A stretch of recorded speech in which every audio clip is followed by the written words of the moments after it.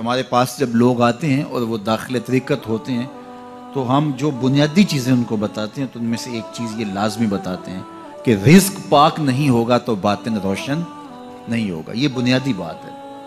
اگر رزق پاک نہیں ہے تو میرے حضور نے ارشاد فرمایا کہ ایک بندہ سفر کر کے کعبۃ اللہ کے صحن میں پہنچتا ہے اور کعبے کے پردوں کو تھام رہا ہے وَيَمُدُّ يَدَيْهِ اور لمبے لمبے ہاتھ کر کے کہتا ہے اے اللہ, لیکن اس کا کھانا حرام ہے, اس کا پینا حرام ہے, اس کا لباس حرام ہے, وہ غزیہ بالحرام, اس کو غذا حرام سے دی گئی ہے. میرے حضور نے فرمایا اس کی کوئی دعا قبول نہیں ہوگی.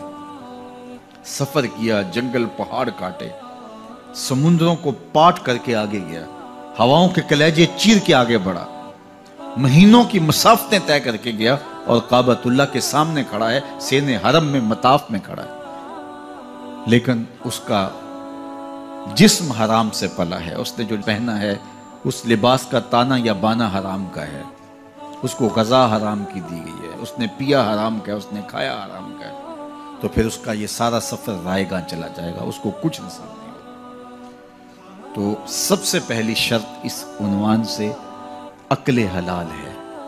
اس کے بعد پھر صدق مقال ہے کہ آپ کی زبان جھوٹ نہ بولے. جب کوئی شخص جھوٹ بولتا ہے, روحانیات تو دور کی بات ہے, اللہ کے فرشتے اس سے 1 میل دور ہٹ جاتے ہیں. جب کوئی شخص جھوٹ بولتا ہے تو حدیث پاک میں آتا ہے اس کے منہ سے ایک خاص قسم کی بدبو نکلتی ہے. اس بدبو کو ہم نہیں سونگھ پاتے لیکن فرشتے سونگھ لیتے ہیں, چونکہ فرشتے انتہائی حساس مخلوق ہے اور وہ جھوٹ کی وجہ سے نکلنے والی بدبو کو سونگھتے ہیں. اللہ نے حضرت امام اعظم امام ابو حنیفہ رضی اللہ تعالیٰ عنہ کو یہ بصیرت عطا کی تھی اور یہ باطنی نظر بخشی تھی کہ جب کوئی شخص وضو کرتا تھا تو اس کے وضو کے پانی سے پہچان لیتے تھے کہ یہ کس گناہ کا مجرم ہے. جب بندہ وضو کرتا ہے تو وضو سے ہاتھوں کے گناہ جھڑتے ہیں, منہ کے گناہ جھڑتے ہیں, تو وہ وضو کے پانی سے اس بات کو محسوس کرتے تھے. اللہ نے ان کو وہ بصیرت عطا کی تھی, لیکن انہوں نے اللہ کی بارگاہ میں عرض کی مالک مجھ سے یہ چیز چھین لے, یہ چیز مجھے نہیں چاہیے. لوگوں کے بارے میں جو ہے وہ ایسا گمان پھر پیدا ہوتا ہے. تو فرشتوں کو اللہ نے وہ حساس جو ہے وہ پاکیزہ وجود دیا, اور ان کی حس ایسی ہے کہ وہ بدبو جو انسان بولتا ہے اور لفظوں سے جو اثرات نکلتے ہیں وہ محسوس کرتے ہیں. تو جب کوئی شخص جھوٹ بولتا ہے تو اس کے جسم سے, اس کی زبان سے جھوٹ کے ساتھ بدبو نکلتی ہے. اللہ کے فرشتے 1 میل دور تک پیچھے ہٹ جاتے ہیں. تو مجھے بتائیے جو شخص جھوٹ بولتا ہو کیا اسے کوئی روحانی مرتبہ مل سکتا ہے؟ یہ سوچا بھی نہیں جا سکتا, یہ امکانات سے ہی نہیں ہے. اللہ کے محبوب علیہ السلام سے پوچھا گیا کہ حضور کوئی مسلمان کوئی مومن کیا بزدل ہو سکتا ہے؟ فرمایا نہیں, وہ بہادر ہوتا ہے, لیکن ہو سکتا ہے کبھی اس سے بزدلی بھی سرزد ہو جائے. انسانی کمزوری ہے, کبھی انسان بہت طاقت میں ہوتا ہے اور کبھی انسان کمزور بھی پڑ جاتا ہے. فرمایا ہو سکتا ہے کبھی اس سے ہو بھی جائے. پھر پوچھا کہ بخل کر سکتا ہے؟ فرمایا نہیں, مومن سخی ہوتا ہے لیکن ہو سکتا ہے کبھی اس سے بخل بھی ہو جائے. کبھی کبھی دولت اسے اچھی بھی لگنے لگ جاتی ہے, جس طرح فرمایا گیا کہ اولاد مبخلتن مجبنتن, یہ جو اولاد ہوتی ہے یہ بندے کو بخیل بھی بنا دیتی ہے اور بزدل بھی بنا دیتی ہے. جب اولاد نہیں ہوتی تو بندہ سخی بھی ہوتا ہے اور بندہ جو ہے وہ مشکل حالات میں بھی کود جاتا ہے, لیکن جب اولاد ہوتی ہے تو پھر مشکل حالات میں کودنے سے پہلے سوچتا ہے میرے بچے ہیں یتیم ہو جائیں گے. اس کو یہ خیال آتا ہے, پہلے ایسے مال لٹاتا ہے لیکن اولاد ہو جائے تو پھر وہ اولاد کا سوچتا ہے کہ ان کے لیے کچھ میں جمع کر لوں. تو اولاد فرمایا میرے حضور نے کہ مبخلہ و مجبنہ, یہ بخیل بھی کر دیتی ہے اور یہ کمزور اور بزدل بھی بنا دیتی ہے. تو مومن ہوتا بہادر ہے لیکن ہو سکتا ہے کبھی اس سے بزدلی بھی ہو جائے. مومن سخی ہوتا ہے لیکن کبھی ہو سکتا ہے اس سے بخل بھی ہو جائے. لیکن تیسرا سوال حضور سے پوچھا گیا کہ مومن جھوٹا ہو سکتا ہے؟ تو اس پہ 2 ٹوک کہا, نہیں جھوٹا نہیں ہو سکتا. یہ نہیں ہو سکتا کہ مومن ہو اور جھوٹا ہو, وہ سچ بولنے والا ہو.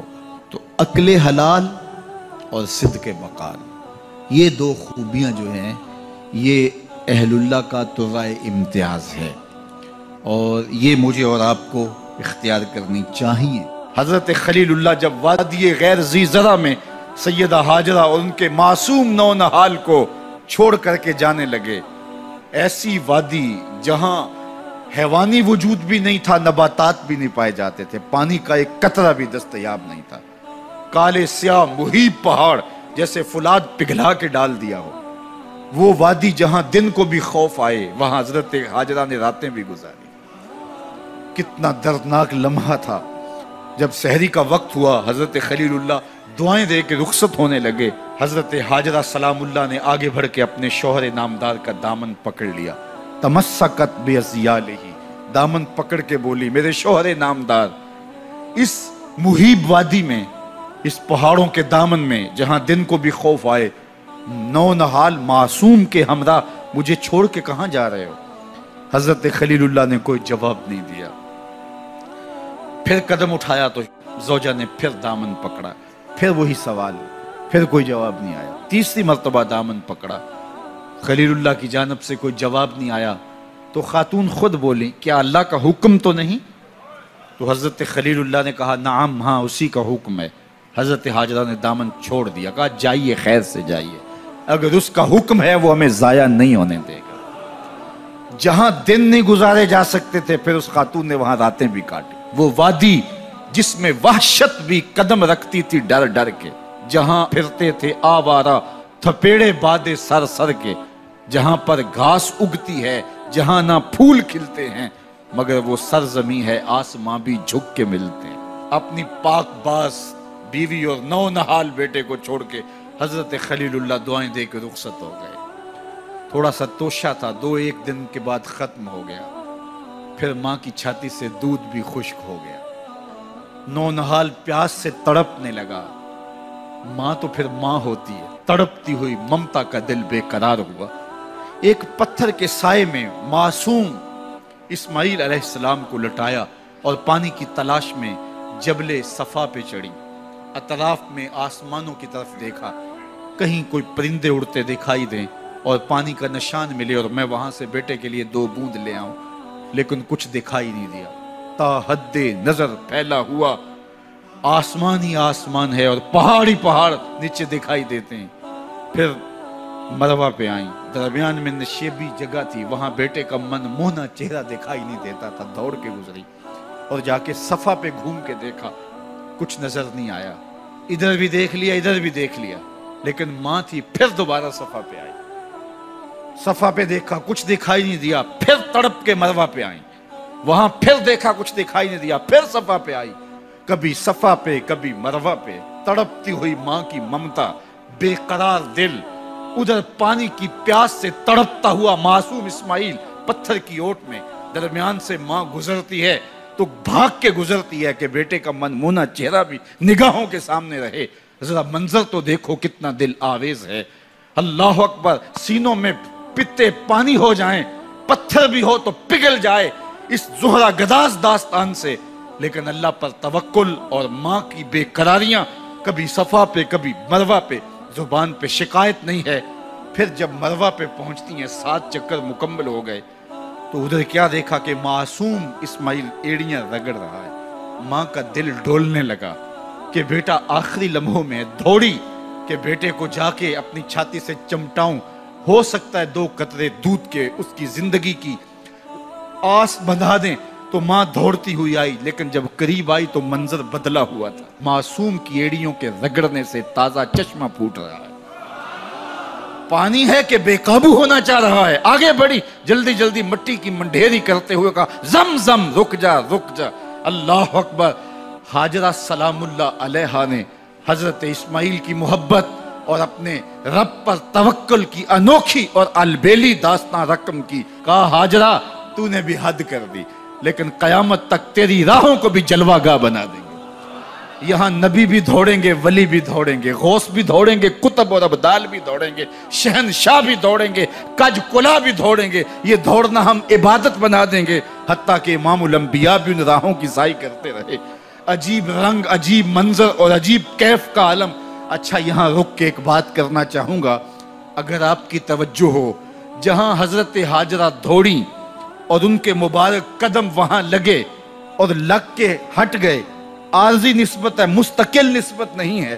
جہاں ان کے قدم لگ کے ہٹ گئے وہ جگہ تو جلوہ گاہ بن گئی، اور جہاں حضور خود جلوہ فرما ہیں وہ گنبد خضرا جلوہ گاہ کیوں نہیں ہو سکتا ہے؟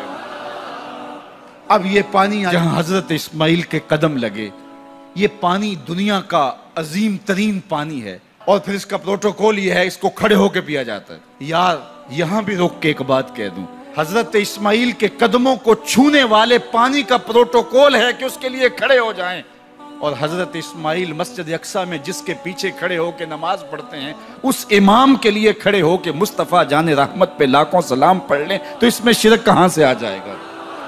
تو یہ تکریم ہے، یہ عزت ہے اس پانی کی کہ اس نے حضرت ذبیح اللہ کے قدم چھوئے ہیں۔ تو یہ سارا حج اللہ اکبر ہمیں ہمارے ماضی سے جوڑتا ہے۔